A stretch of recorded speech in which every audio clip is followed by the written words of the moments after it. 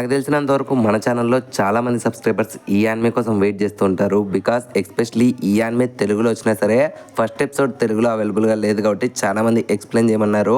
And నాకు అయితే స్పెషల్గా ఈ యానిమే ఎక్స్ప్లెయిన్ చేయాలని చెప్పి అసలు ఇంట్రెస్ట్ లేదు. ఎందుకంటే వరల్డ్లోనే నెంబర్ 1 యానిమేగా పేరు తెచ్చుకోండి ఈ full metal Alchemist brotherhood anime ప్రతి ఒక్క తెలుగు యానిమే ఫ్యాన్ కూడా చూడాలని నేను కోరుకుంటాను. అందుకని ఈ యానిమే సిరీస్ని అయితే ఎక్స్ప్లెయిన్ చేయకూడదని అనుకున్నాను. బట్ రీసెంట్గానే మనకు వచ్చిన సూపర్ ట్యాంక్స్ వల్ల నేను ఈ యానిమేని కేవలం మెంబర్షిప్ యూజర్స్ మాత్రమే పెట్టింటి.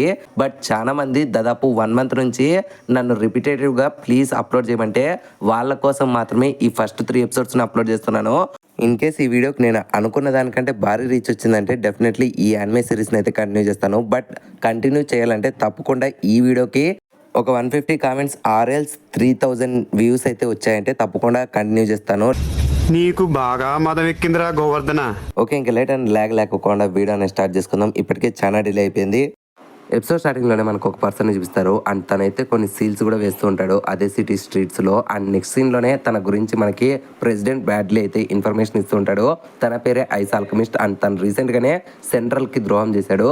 మీరు ఎలాగైనా సరే తనని పట్టుకోవాలని చెప్పి రాయ్ ముస్టాంజ్కి అయితే ఆర్డర్స్ పాస్ చేస్తాడు. అండ్ దానికి ఆయన కూడా యాక్సెప్ట్ చేసే ఈ గ్యాప్లో వెంటనే బ్రాడ్లీ కూడా కావాలంటే మీరు ఆ ఇద్దరు పిల్లల్ని కూడా వాడుకోవచ్చు, అదే ఆ ఫుల్ మెటల్ ఆల్కమిస్ట్ అయిండే ఎడ్వర్డ్ ఎర్లిక్ని ఇంకా తన బ్రదర్ అయిండే ఆల్ఫోన్స్ అని చెప్పడంతో దానికి మనోడు కూడా సరే అంటాడు. అండ్ నెక్స్ట్ సీన్స్లోనే మన ఐస్ ఆల్కమిస్ట్ అయితే కొంతమంది సోల్జర్స్ తరుముతూ ఉంటారు. ఇంకా మనోడు కూడా తన ఐస్ ఆల్కమిస్ట్ ని ఉపయోగించుకొని వాళ్ళందరినీ ఫ్రీజ్ చేసి డెస్ట్రాయ్ చేస్తూ ఉంటాడు. అండ్ ఇలా చేస్తే ఈ గ్యాప్ లో వెంటనే తన మీదకి ఒక అటాక్ రావడంతో వెంటనే మనోడు వెనక్కి వెళ్ళిపోతాడు.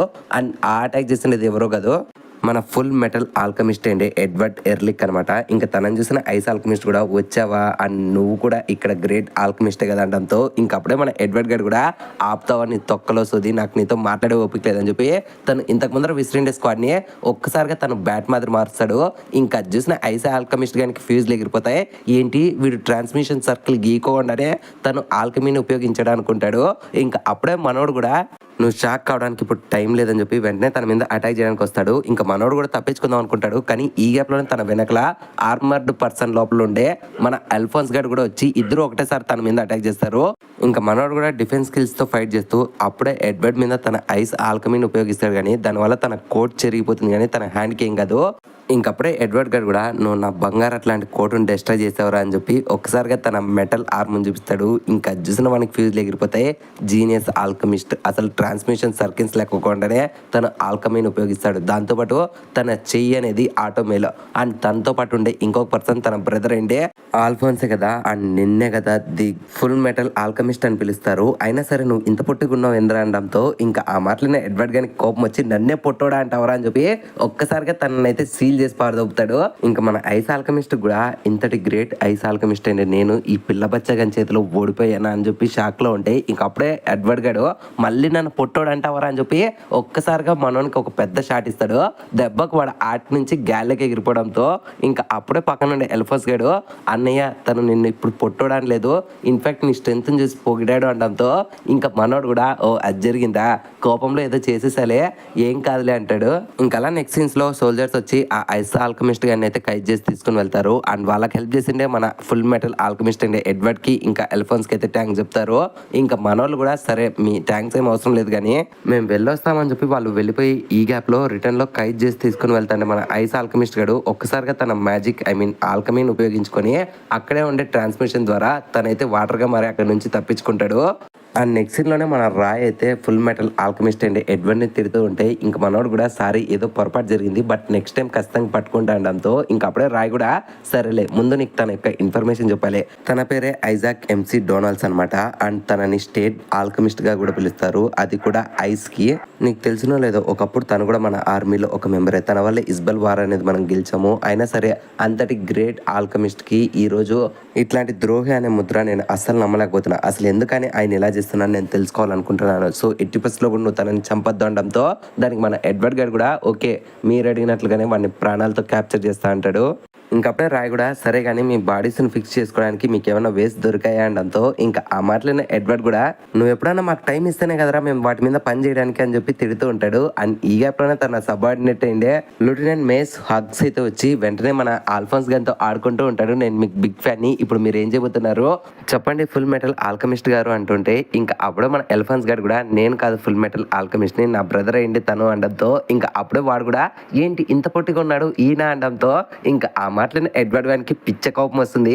వీడు కూడా నన్ను పొట్టాడు అంటున్నాడని ఇంకా అప్పుడే రాయగాడు కూడా మామ బతకాలనుకుంటే ఇక్కడ నుంచి త్వరగా పారిపోవడంతో ఇంకా వెంటనే మన హ్యూస్ గైడ్ కూడా ఎర్లిక్ బ్రదర్స్ ఇద్దరిని కూడా తన ఇంటికి ఇన్వైట్ చేస్తాడు. అండ్ తన భార్య ఏండే గ్రేసీ అని ఇంకా తన కూతురు ఏండే ఎల్సీ అని అయితే ఇంట్రడ్యూస్ చేస్తాడు.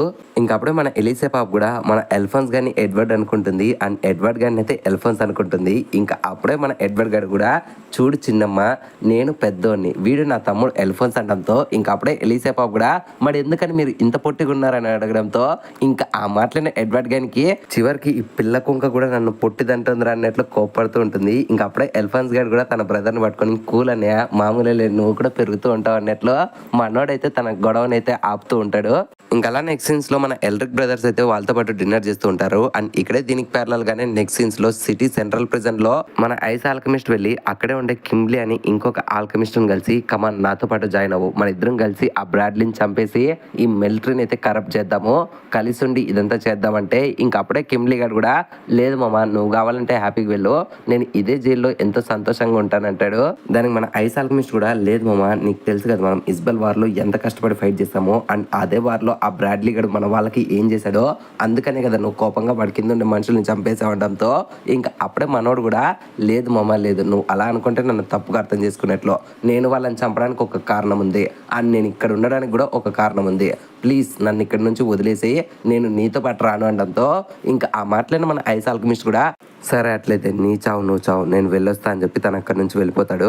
ఆ నెక్స్ట్ సీన్స్ లోనే మన మేస్ గాడు ఇంకా తన భార్య ఎండే గ్రేసే మాట్లాడుకుంటూ ఉంటారు. ఇంకా అప్పుడే మేస్ గాడు కూడా స్టేట్ ఆల్కమిస్టులు అంటే ఇక్కడ ఉండే పబ్లిక్ అందరికీ కూడా డార్క్స్ ఆఫ్ మిలిటరీ అన్నట్లు ఒక భావన అయితే ఉంది, కానీ వాళ్ళకంటూ కూడా కొన్ని ఎమోషన్స్ ఉంటాయి. నీకు తెలిసినో లేదో ఆ ఇద్దరు బ్రదర్స్ ఇంత చిన్న వయసులోనే ఎన్ని బర్డెన్స్ వాళ్ళ భుజాల మీద మోస్తున్నారో వాళ్ళని చూస్తే కొన్నిసార్లు బాధ అవుతుందని చెప్తాడు. అండ్ దీనికి ప్యారలల్ గానే మన ఎర్లిక్ బ్రదర్స్ కూడా చూపిస్తారు. ఇంకా అప్పుడే వీనాయిలు కూడా ఖచ్చితంగా వాళ్ళ బాడీస్ రిటర్న్ తెచ్చుకోవాలన్నట్లు మాట్లాడుకుంటూ ఉంటారు. అండ్ ఈ గ్యాప్ లోనే మన ఎల్ఫోన్స్ గడు అండ్ ఇంతకు ముందర తన బ్రదర్ తినిండే ఆ కేక్ అనేది నచ్చిందా లేదా అనడంతో ఇంకా మనోడు కూడా నచ్చిందనడంతో ఇంకా అప్పుడే ఎల్ఫోన్స్ గడు ఒక బుక్ లో ఓకే ఇప్పుడు నా బాడీ రిటర్న్ వచ్చి నుంచి నేను ఏమేమి తినాలో ఆ లిస్ట్ లో దీన్ని కూడా యాడ్ చేసుకున్నా అంటాడు.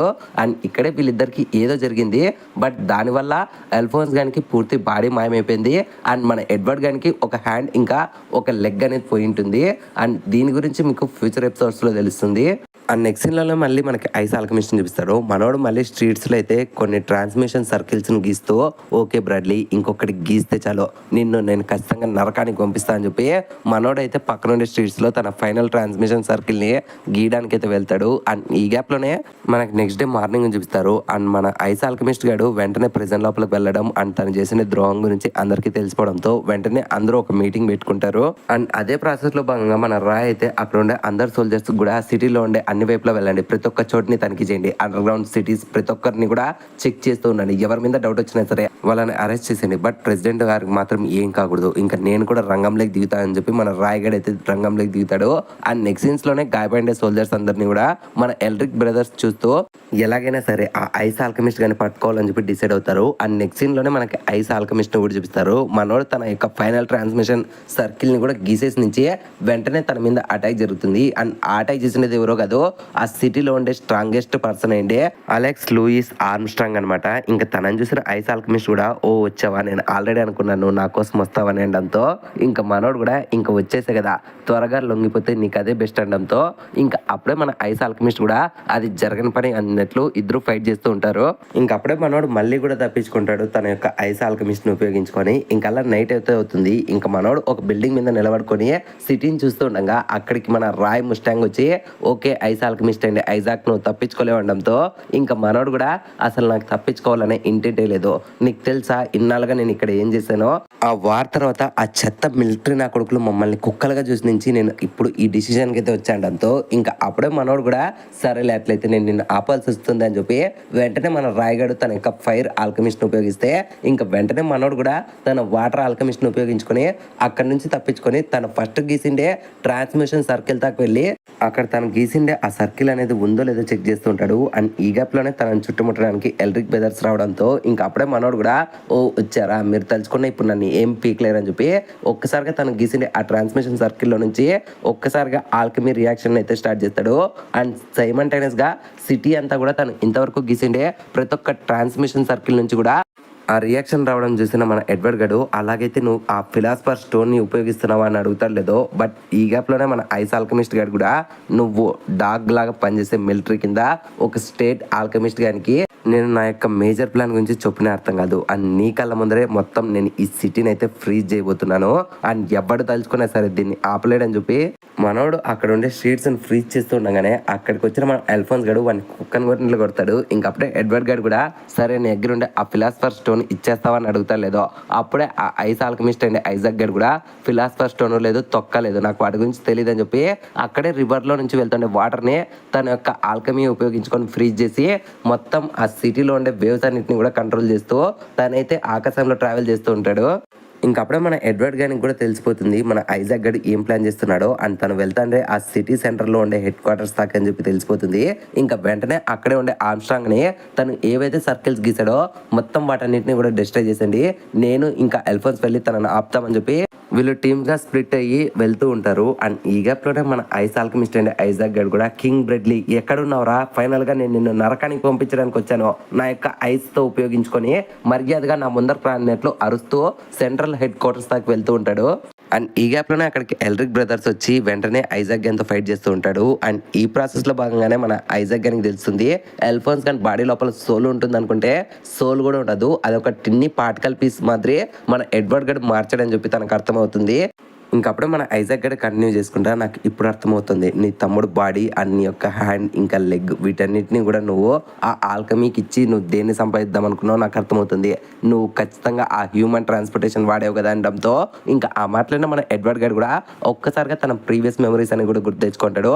తన యొక్క డార్క్ పాస్ట్ గురించి తనకైతే ఫ్లాష్ మెమరీస్ రావడంతో ఇంకా ఒక్కసారిగా కోపంగా ఇద్దరు బ్రదర్స్ కూడా ఐజాక్ గని పిచ్చగొట్టుడు కొడతారు. ఇంకా వాడిని గివ్ అప్ ఇచ్చే అనే ఈ గ్యాప్లో వెంటనే మనోడు తన యొక్క ఆల్కమీని ఉపయోగించుకొని ఎడ్వర్డ్ గనికి డ్యామేజ్ చేయడంతో ఇంకా వెంటనే మన ఆల్ఫోన్స్ గడు తన బ్రదర్ దాకా వెళ్తే దొరికిందిలే సంద అని చెప్పి మన ఐజాక్ గడు అక్కడి నుంచి తప్పించుకుంటూ అరే పిల్లగలరా మీకు అర్థం కావడం లేదా, ఈ యొక్క సిటీ యొక్క డార్క్ ఫేస్ అనేది మీరు ఇంకా చూడలేదు, అది చూసిన రోజు మీరు కూడా నాతో పాటు వస్తారు, మర్యాదగా ఇక్కడ నుంచి తప్పించుకోండి అని చెప్పి వాడు అక్కడి నుంచి పారిపోతూ ఉంటాడు. ఇంకా వెంటనే ఎల్రిక్ బ్రదర్స్ కూడా వాడిని వెనకింటి పడాలని చెప్పి డిసైడ్ అవుతారు. అండ్ నెక్స్ట్ సీన్స్లోనే అక్కడే ఉండే సోల్జర్స్ అంతా కూడా ఆ ఐస్ ఆల్కమిస్ట్ అయిండే వాటన్నిటిని కూడా డిస్ట్రాయ్ చేస్తుంటారు కానీ బట్ ఆ ఫ్రాక్షన్ ఆఫ్ సెకండ్స్లో రీజనరేట్ అవుతూ ఉంటే అక్కడ ఉండే సోల్జర్స్కి ఏం చేయాలో అర్థం కాదు.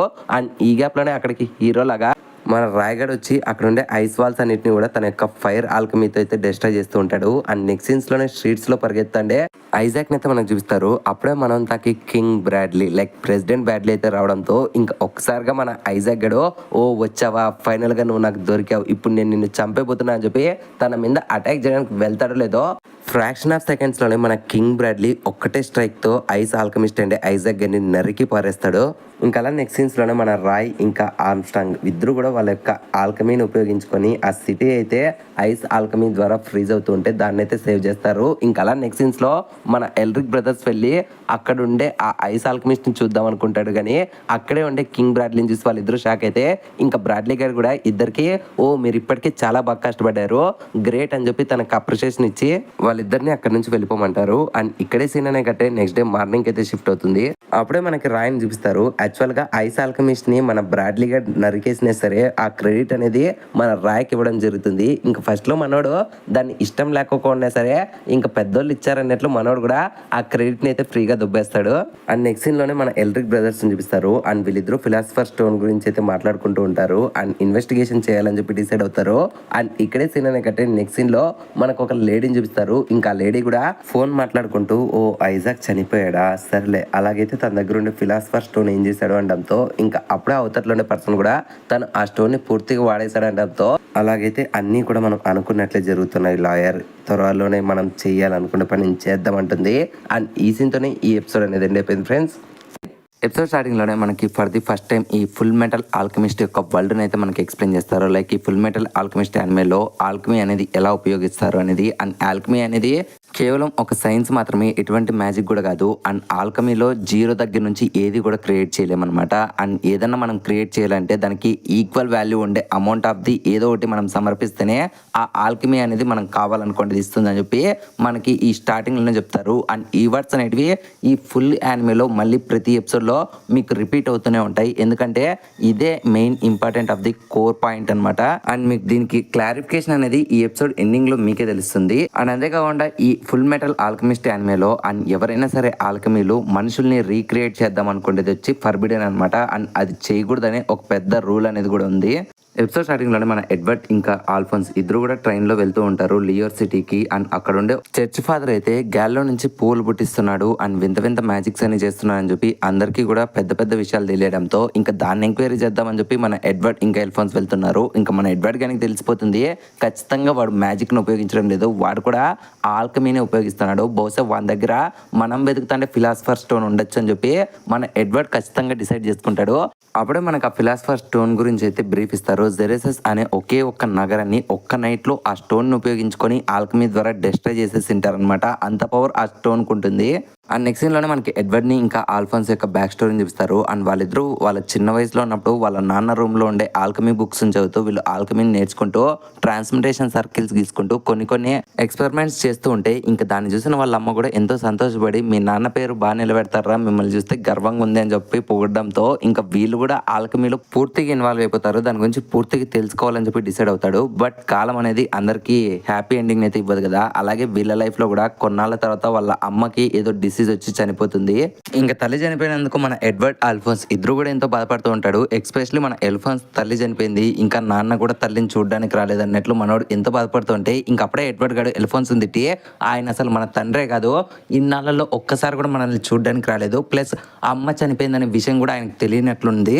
ఇట్లాంటి వాళ్ళు మనకు అవసరమే లేదు, నేను ఎలాగైనా సరే మన అమ్మని కాపాడుతాను అంటాడు. ఇంకా మాటలైన ఎల్ఫోన్స్ గారికి ఏం అర్థం కాదు కానీ మన ఎడ్వర్డ్ గారు మాత్రం ఎలాగైనా సరే తను నేర్చుకునే ఆల్కమీ ఉపయోగించుకొని వాళ్ళ అమ్మని తిరిగి బతికించాలని చెప్పి డిసైడ్ అవుతాడు. అండ్ ఆ విధంగా ఆ రోజు నుంచి మనోడు ఇంకా తన బ్రదర్ ఏంటే ఎల్ఫోన్స్ గడు ఇద్దరు కూడా వాళ్ళ పక్కన ఇంట్లో ఉండే బామ్మ వాళ్ళ యొక్క మనవరాలతో గొడవలు పడుతూ వాళ్ళతో చిల్ అవుట్ అవుతూ అండ్ టైం కుదిరిన ప్రతిసారి కూడా వీళ్ళు ఆల్కమీని నేర్చుకుంటూ ప్రాక్టీస్ అవుతూ అండ్ వాళ్ళ ఊర్లో ఆల్కమీని బాగా నేర్పించే ఒక ప్రొఫెసర్ దగ్గర వీళ్ళిద్దరూ ట్రైనింగ్ తీసుకుంటూ మన ఎడ్వర్డ్ గడు ఒక మనిషిని క్రియేట్ చేయడం కోసం ఆల్కమీలో ఏమేమి ఉపయోగిస్తారు అండ్ ఏమేమి అవసరం అవుతాయి, ఏమేమి ఎంతగా వాడాలో అనే మొత్తం అంతా కూడా రీసెర్చ్ చేసుకుంటూ మనోడైతే సక్సెస్ఫుల్గా ఒకరోజు ఎడ్వర్డ్ ఇంకా ఆల్ఫోన్స్ వాళ్ళ ఇంట్లోనే ఒక పెద్ద ట్రాన్స్మిటేషన్ సర్కిల్ గీసి మన ఎడ్వర్డ్ గడు ఇంకా ఆల్ఫోన్స్ వాళ్ళ యొక్క బ్లడ్ని ఆ ట్రాన్స్మిటేషన్ సర్కిల్ మీద వేసి ఒక్కసారిగా ఆ ఎక్స్పెరిమెంట్ అయితే కండక్ట్ చేస్తారు. అండ్ స్టార్టింగ్లో వీళ్ళు చూసి దాన్ని ఎక్సైట్ అవుతుంటారు కానీ బట్ వీళ్ళకి ఏదో తప్పు జరుగుతుందని చెప్పి అనుకుంటూ ఉండగానే ఒక్కసారిగా మన ఎల్ఫోన్స్ బాడీ మొత్తం కూడా డిస్ట్రాయ్ అయిపోతూ ఉంటుంది. అండ్ పక్కన ఉండే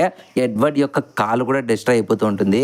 ఇంకా మనోళ్ళకి ఏం అర్థం కాదు. ఇంకప్పుడే ఎడ్వర్డ్ గడు ఎంతో బాధపడుతూ ఉండగానే ఒక్కసారిగా మనోడు స్ప్రో కోల్పోతాడు.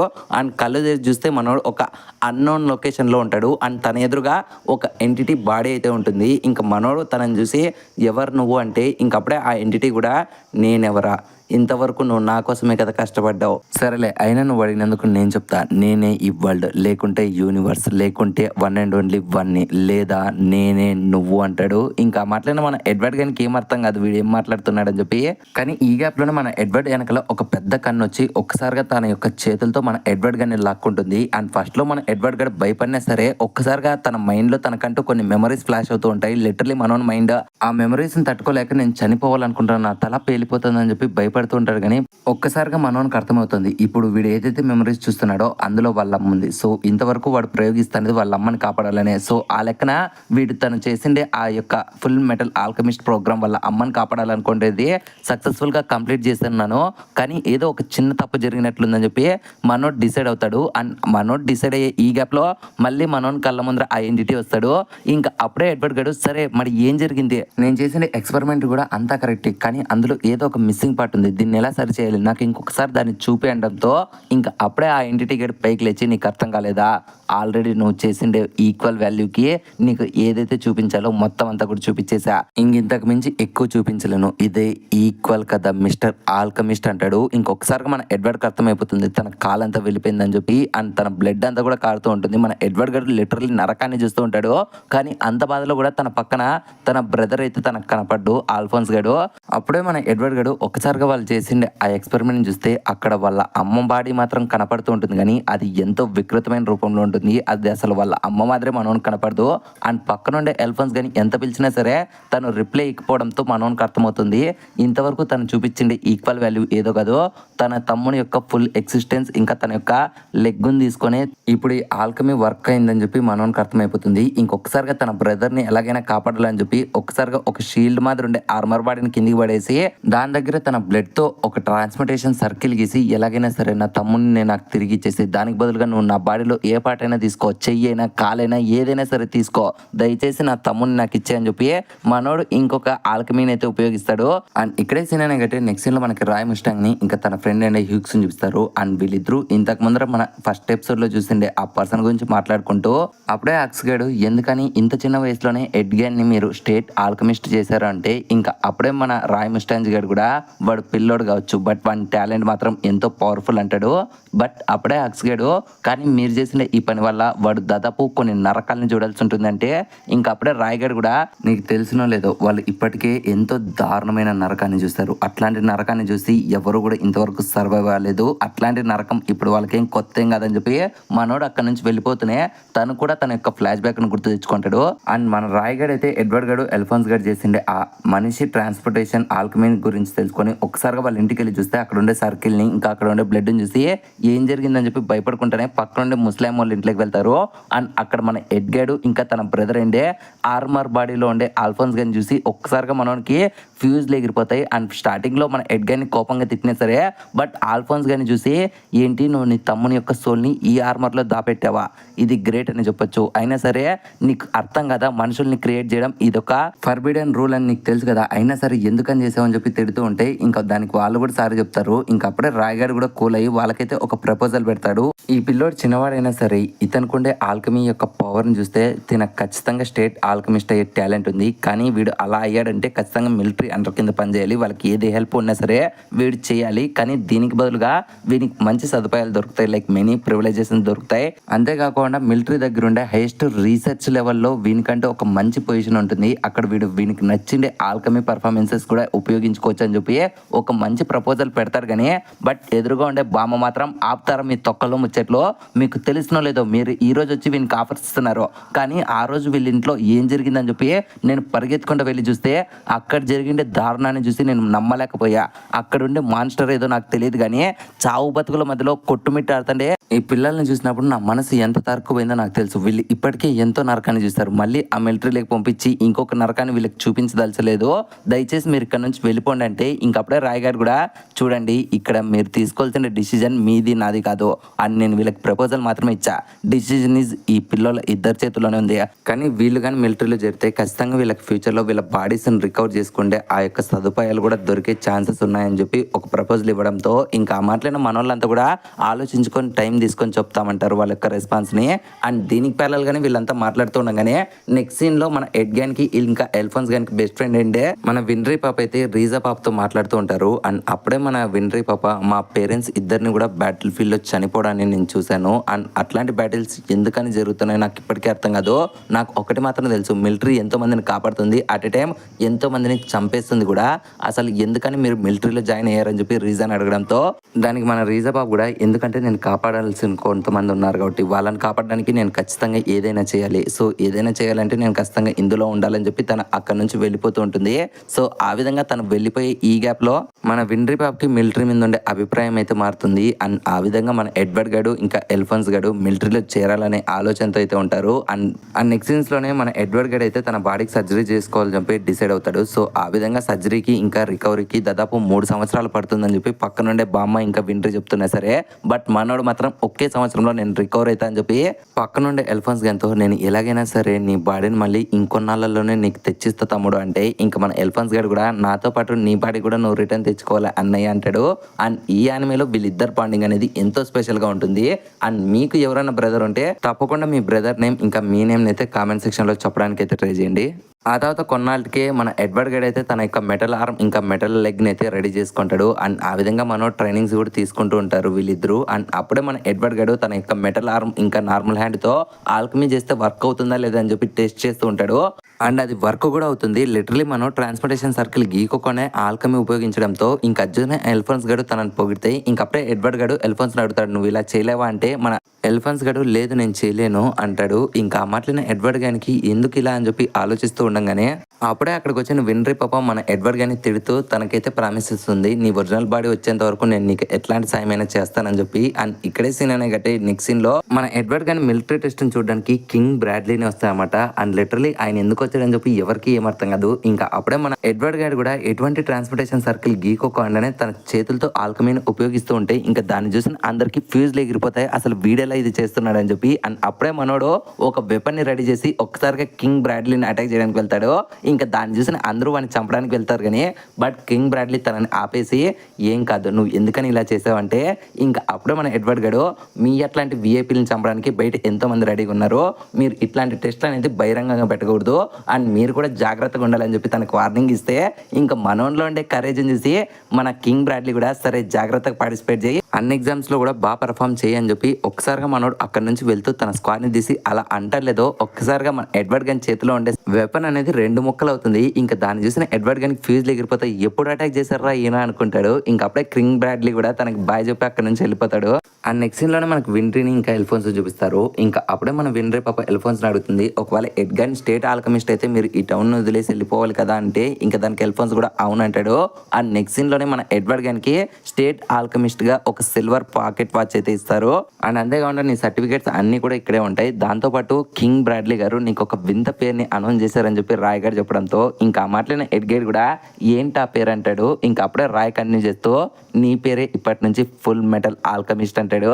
ఇంకా ఆ మాటలైన ఎడ్వర్డ్ గారు కూడా ఈ పేరు ఏదో బాగానే ఉంది అనుకుంటాడు. ఇంకా నువ్వు కట్టుపన్న ప్రయాణ సిచ్యువేషన్ అనమాట. ఇంకా ట్రైన్ లో వెళ్తాంటే మన ఎడ్వర్డ్ గడు ఎల్ఫోన్స్ గడు లియోర్ సిటీని చూస్తూ ఓకే ఈ లియోర్ సిటీలో మనం వెతుకుతాండే ఆ ఫిలాసఫర్ స్టోన్ దొరికితే ఎంతో సంతోషంగా ఉంటుందని చెప్పి మన ఎడ్వర్డ్ గడు అనుకుంటూ ఉంటాడు. అండ్ ఈ సీన్ తోనే ఈ ఎపిసోడ్ అనేది ఎండ్ అయిపోయింది ఫ్రెండ్స్.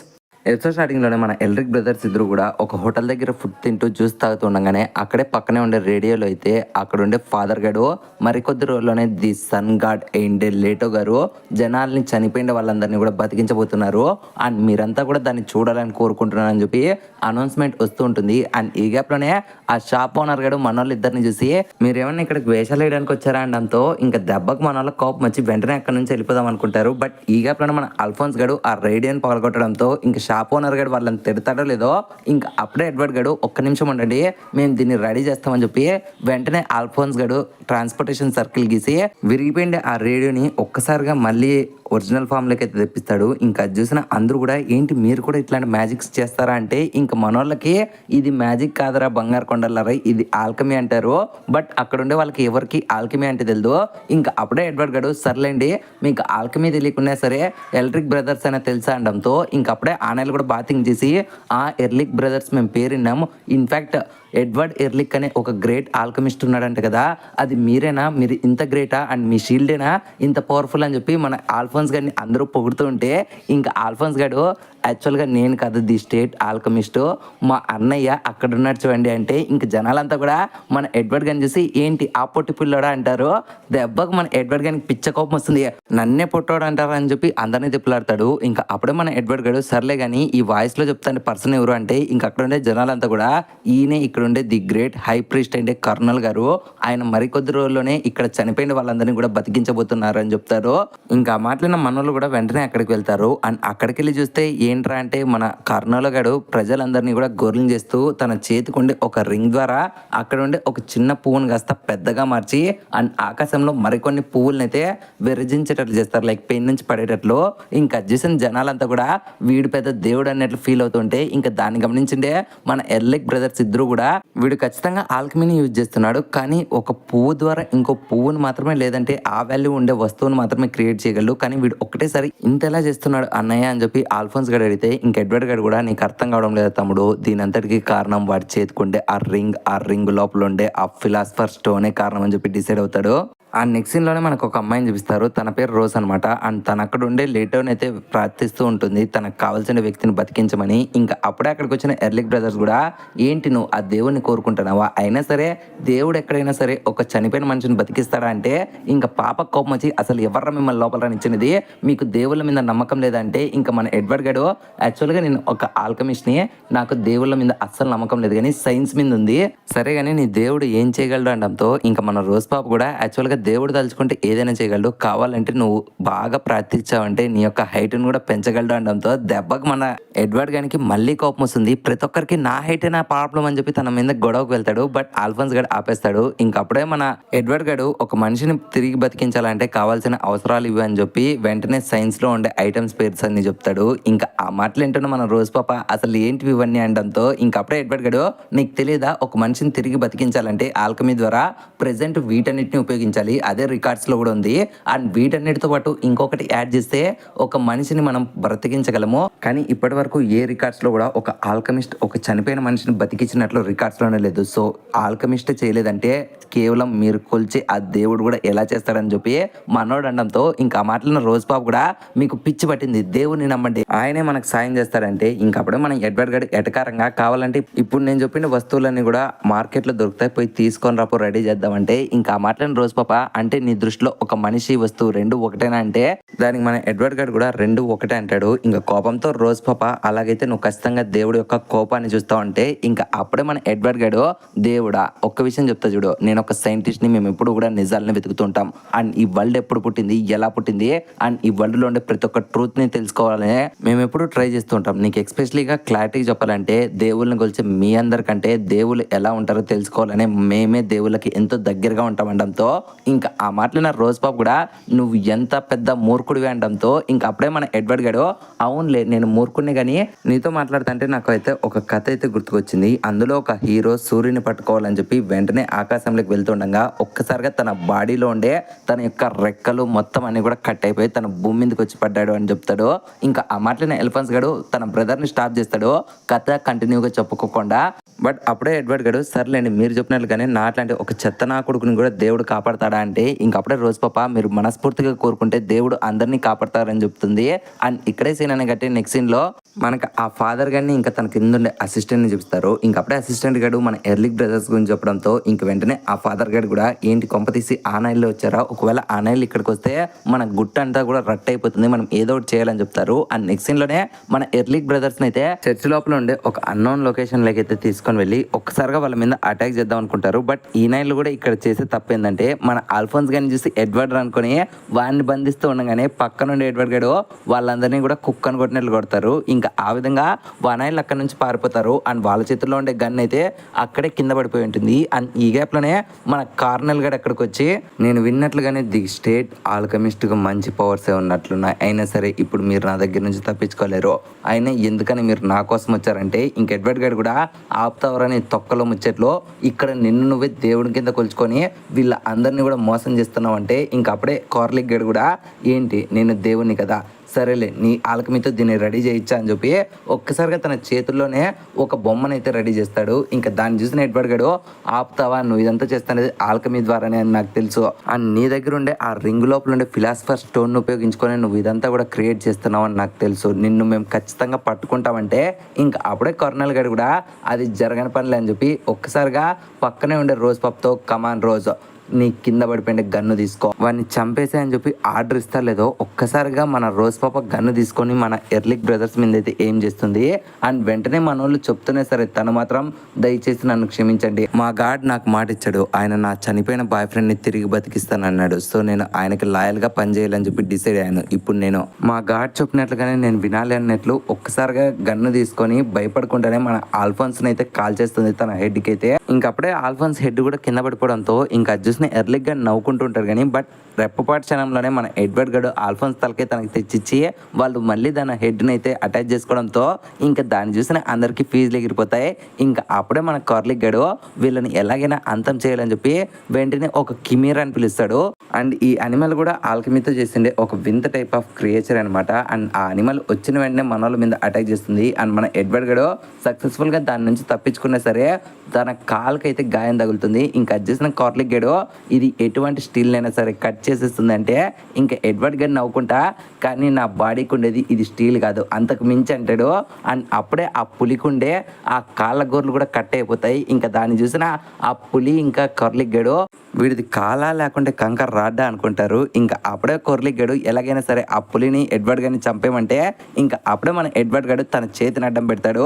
అండ్ ఈసారి కూడా ఆ పులి చేసే అటాక్ అనేది మన ఎడ్వర్డ్ గడికి ఎటువంటి కూడా గాయాన్ని కలిగించదు.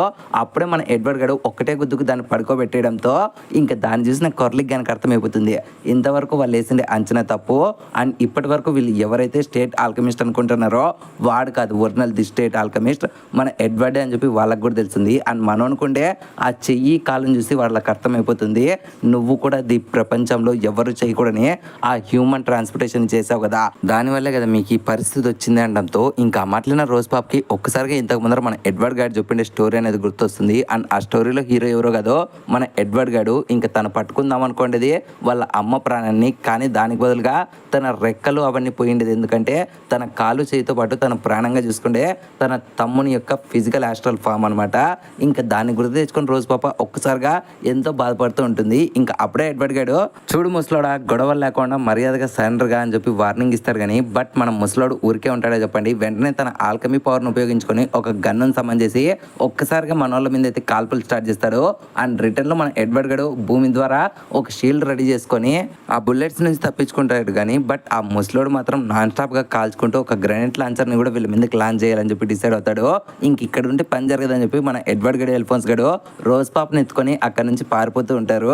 ఇంకా వాళ్ళ వెనకలే మన కార్లిక్ గడు కూడా ఫాలో అవుతుంటాడు. అండ్ వెంటనే తన కింద ఉన్న మనుషులందరినీ కూడా అలర్ట్ చేయడంతో ఇంకొకసారిగా మన ఎర్లిక్ బ్రదర్స్ అయితే కొంతమంది సోల్జర్స్ ముట్టు చుడతారు. అండ్ వినాయలను చూసి వానాయలు పిల్లబచ్చాలే వీళ్ళు ఏం చేయలేరు సరెండర్ అవుతారు అనుకుంటారు కానీ బట్ మనోడు మాత్రం వింటాడో చెప్పండి. ఒక్కసారిగా తన ఆల్కమీ పవర్ను ఉపయోగించుకొని వానాయలను పిచ్చగొట్టుడు కొడతారు. ఇద్దరు కూడా కుక్కను కొట్టినట్లు కొట్టేసి అందరినీ అక్కడ నుంచి పారిపోతారు. ఇంకా వాళ్ళ వెనకలే మన ముసలోడు కూడా ఫాలో అవుతూ ఉంటాడు. అండ్ నెక్స్ట్ సీన్ లోనే మన ఆల్ఫోన్స్ గారిని ఇంకా రోజ్ పాపని చూపిస్తారు. అప్పుడే మన ఆల్ఫోన్స్ గడు అక్కడ ఉండే బెల్లుని తీసుకొని ట్రాన్స్పోర్టేషన్ సర్కిల్ గీసుకుంటా యాక్చువల్ గా కొన్ని సంవత్సరాల ముందర మేము మా తల్లిని కాపాడదామని చెప్పి హ్యూమన్ ట్రాన్స్పోర్టేషన్ చేసాం. బట్ ఆ రోజు మేము చేసిన తప్పు వల్ల అదైతే ఫెయిల్యూర్ అయిపోయింది. దానికి బదులుగా నా ఫిజికల్ బాడీ అయితే కంప్లీట్ గా డెస్ట్ అయిపోయింది. అండ్ అంతేకాకుండా నా అన్నయ్య కాలు కూడా పోయింది. కానీ నా అన్నయ్య బాధపడుకోకుండా నన్ను ఎలాగైనా బతికించాలని చెప్పి తన చేతిని సాక్రిఫైస్ చేసుకొని నా బాడీ మీద అయితే ఈ సీల్ని అయితే వేశాడు. సో ఆ విధంగా నేను దీంట్లో అయితే ఉన్నాను. బట్ నా అన్నయ్య ఇప్పటికీ నా కోసము నా యొక్క ఫిజికల్ ఫామ్ తేవాలని చెప్పి కష్టపడుతున్నాడు. దానికి మాకు కావాల్సినది ఆ యొక్క ఫిలాసఫర్ స్టోనే అనమాట. ఇంకా దాన్ని ఉపయోగించుకొని ఏదైనా చేయొచ్చు, చనిపోయిన వాళ్ళని కూడా బతికించచ్చు. కానీ ఒక్క విషయం చెప్తా గుర్తుపెట్టుకో, మనం ఎప్పుడు కూడా చనిపోయిన వాళ్ళని తిరిగి బతికించాలని చెప్పి ఆలోచన మాత్రం అస్సలు పెట్టుకోకూడదని చెప్పి మన ఆల్ఫోన్స్ గారు చెప్తూ ఉంటాడు. కానీ బట్ రోజ్ పాప్ మాత్రం అదేది పట్టించకుండా లాస్ట్ క్లైమాక్స్ లో చెప్పిన డైలాగులు మాత్రమే గుర్తు పెట్టుకుంటుంది. అండ్ నెక్స్ట్ సీన్ లోనే మన ముసలోడు పరిగెత్తుకుంటూ వెళ్తూ ఒక రూమ్ లో ఎడ్వర్డ్ గారిని చూసి వాని మీద అటాక్ చేద్దాం అనుకుంటాడు. కానీ బట్ అప్పుడే ఎడ్వర్డ్ గారు కూల్ రా ముసలోడా, నేను ఇక్కడ నీతో గొడవ పడ్డానికి రాలేదు, కేవలం నీ రింగ్ లోపల ఉండే ఫిలాసఫర్ స్టోన్ ఎలా పనిచేస్తుందో నాకు ఆ ఇన్ఫర్మేషన్ ఒక్కటి చెప్పేసి నేను నిన్ను ఏం చేయకుండా సైలెంట్గా ఇక్కడ నుంచి వెళ్ళిపోతా అనడంతో ఇంకా ఆ మాటలైన ముసలోడు కూడా వెంటనే డోర్ క్లోజ్ చేసి ఓకే నీకు కావాల్సిన ఇన్ఫర్మేషన్ మొత్తం అంతా కూడా చెప్తా చూడు. ఇక్కడ నేను ఏది కూడా నా యొక్క మ్యాజిక్ అయితే చేయలేదు, కేవలం నా చేతికుండే ఈ రింగ్ ద్వారానే మొత్తం నా యొక్క ఆల్కమీ ద్వారా మొత్తం అంతా క్రియేట్ చేశాను. కానీ ఈ పిచ్చి జనాలు నా యొక్క ఫాలోవర్స్ వీళ్ళంతా కూడా నేను ఏదో దేవుడిని అన్నట్లు అందరూ నన్ను దేవుడి మాదిరి చూస్తున్నారు. కానీ ఈ పిక్చర్లకు తెలియని విషయం ఏంటంటే మరికొన్నాళ్ళలోనే వీళ్ళందరినీ కూడా ఉపయోగించుకొని నేను ఒక సపరేట్ గవర్నమెంట్ని ఫామ్ చేయబోతున్నాను అంటాడు. ఇంకా ఆ మాటలోనే ఎడ్వర్డ్ గడు నీకేమన్నా పిచ్చి పట్టిందా, వీళ్ళంతా నీ మాట ఎందుకు వింటారంటే ఇంకా అప్పుడే ముసలిని నవ్వుకుంటా ఒరే పిచ్చోడా నీకు అర్థం కాలేదా, ఈ కాలంలో జనాలంతా కూడా నమ్మేది మ్యాజిక్ని మాత్రమే అండ్ నేనే వీళ్ళందరికీ దేవుడు అన్నట్లు ఇక్కడ ఉండే ఆల్మోస్ట్ ఆల్ జనాలంతా కూడా నమ్ముతున్నారు. ఫ్యూచర్లో వీళ్ళు నా కోసం చనిపోవడానికి కూడా సిద్ధపడతారు. ఇన్ఫ్యాక్ట్ ఇక్కడ ఉండే సగం మంది ఈ టయానికి నేను చంపమంటే చంపుతారు, చావమంటే చస్తారు. అట్లాంటి నా కింద ఉండే విశ్వాస గల కుక్కలరా. అండ్ నువ్వు కూడా ఒక మిలిటరీ కుక్వే కదా, నువ్వు కూడా మీ వాళ్ళ కోసం పనిచేస్తున్నావు అంతే కదా అనడంతో ఇంకా అప్పుడే ఎడ్వర్డ్ గారు కూడా సరేలే నీ నుంచి నాకు ఇన్ఫర్మేషన్ ఈ మాత్రం చాలని చెప్పి తమ్ముడు ఇంకా నువ్వు మాట్లాడరా అంటాడు. దెబ్బకు ముసలోనికి ఫ్యూజ్లు ఎగిరిపోతాయి. అప్పుడే తెలుస్తుంది ఇంతకు ముందర అల్ఫోన్స్ గడు ఒక ట్రాన్స్పోర్టేషన్ సర్కిల్ ద్వారా ఒక పెద్ద మైకుని రెడీ చేసి ఈ ముసలోడు ఏదైతే మాట్లాడుతున్నాడో ఆ విషయాలన్నీ కూడా ఆ సిటీ వాళ్ళకైతే వినిపించేస్తారు. ఇంకా ఆ మాటలు తెలుసుకున్న మన ముసలోడు ఒక్కసారిగా తన ట్రాన్స్పోర్టేషన్ పవర్ను ఉపయోగించుకొని ఎడ్వర్డ్ గారిని చంపేద్దాం అనుకుంటాడు. కానీ బట్ మన ఎడ్వర్డ్ గారు మాత్రం వీడు చేసే అన్ని అటాక్స్ ని కూడా ఈజీగా డాట్ చేసుకుంటూ ఉంటారు. సో అలా వీళ్ళిద్దరూ బాగా గొడవపడి నుంచి చివరికి మన ఎడ్వర్డ్ గారు అయితే ఆ ముసలోని అయితే ఓడిచ్చేస్తారనమాట. అండ్ లిటరలీ తనను ఓడిచ్చేసిన తర్వాత ఎలాగైనా సరే తన రింగ్ లోపల ఉండి ఫిలాసఫర్ స్టోన్ తీసుకుందాం అనుకుంటారు. కానీ ఈ లోపలే ఆ రింగ్ దానంతకు అది కింద పడిపోయి డిస్ట్రాయ్ అయిపోతుంది అనమాట. ఇంకా అది చూసిన మన ఎడ్వర్డ్ గారికి ఏమర్థం కాదు, అంటే ఇది కూడా ఫేకేనా అనుకుంటాడు. ఇంకా ముసలోడు బాధపడుకుంటా ప్లీజ్ రా నన్ను ఎలాగైనా కాపర్రా, ఇప్పుడు కానీ నా దగ్గర ఈ రింగ్ లేదని తెలిస్తే జనాలంతా కూడా నన్ను చంపేస్తారు. ఇప్పటి వరకు నేను క్రియేట్ చేసినదంతా కూడా ఈ రింగ్ కోసమే, నేను ఏం చేయాలంటే ఇంకా అప్పుడే మన ఎడ్వర్డ్ గడు వానికి ఒక సలహా ఇస్తాడు. అండ్ నెక్స్ట్ సీన్ లోనే మన ఎడ్వర్డ్ గడు ఎల్ఫోన్స్ గన్తో నన్ను క్షమించి తమ్ముడు, ఇక్కడ ఉండే ఈ ఫిలాసఫర్ స్టోన్ అనేది ఒరిజినల్ అనుకోని నేను ఎంతో ఆశపడ్డాను ఈ బాడీ వెనక్కి తెప్పిద్దామని, బట్ ఇది కూడా ఫేకరా, ఇంకా మనం ఇక్కడ నుంచి వెళ్ళిపోదాం పదా అని చెప్పి వీళ్ళు వెళ్ళిపోతూ ఉండగానే అక్కడికి మళ్ళీ మన రోజు పాప వచ్చి వీళ్ళకి గన్ ఏం చేసి మర్యాదగా ఫిలాసఫర్ స్టోన్ ఇచ్చేయండి, అది మీ దగ్గరే ఉందని నాకు తెలుసు అనడంతో ఇంకా ఎడ్వర్డ్ గడు అది ఫేక్ అంటాడు. కానీ బట్ రోజ్ పాప వినే సిచ్యువేషన్లో లేదు, అది ఉంటేనే నా బాయ్ ఫ్రెండ్ నేను కాపాడుకోగలను అంటే ఇంకా అప్పుడే మన ఎడ్వర్డ్ గడు తనకు నిజం చెప్తాడు. చనిపోయిన వాళ్ళని ఎప్పుడూ కూడా మనం బతికించకూడదు, దయచేసి ఈ రియాలిటీని నువ్వు నమ్ము, అండ్ నీకంటే ఒక లైఫ్ అనేది ఉంది, దానికోసం నువ్వు నడుస్తావో పరిగెత్తుతావో నీ యొక్క ఓన్ పాత్ర నువ్వు ఎంచుకో, దానికోసం నువ్వు కష్టపడి అంటాడు. ఇంకా మాట్లాడిన మన పాప కూడా ఎంతో బాధపడుతూ ఉంటుంది. తన బాయ్ ఫ్రెండ్ని ఇంకా తను తిరిగి చూడలేదని చెప్పి తన రియాలిటీని అయితే యాక్సెప్ట్ చేయడం ఇంకా స్టార్ట్ చేస్తుంది. అండ్ నెక్స్ట్ సీన్లోనే ఊరి ప్రజలంతా కూడా మన ముసలోని చంపడం కోసం చర్చ్ బయట అయితే తిరుగుతూ ఉంటారు. అండ్ లోపల మన ముసలోడు ఎలాగైనా సరే వీళ్ళకి కనపడకుండా పారిపోదాం అనుకునే టైంలో అక్కడికైతే ఒక ఇద్దరు పర్సన్స్ వస్తారు. అండ్ వచ్చిన వాళ్ళిద్దరికి కూడా ఒకటే టాటో వేరు వేరు లొకేషన్స్ లో ఉంటుంది. అండ్ వచ్చిన వాళ్ళిద్దరు కూడా ఈజీగా ముసలోని చంపేస్తారు. అండ్ ఈ సీన్ తోనే ఈ ఎపిసోడ్ అనేది ఎండ్ అయిపోయింది ఫ్రెండ్స్.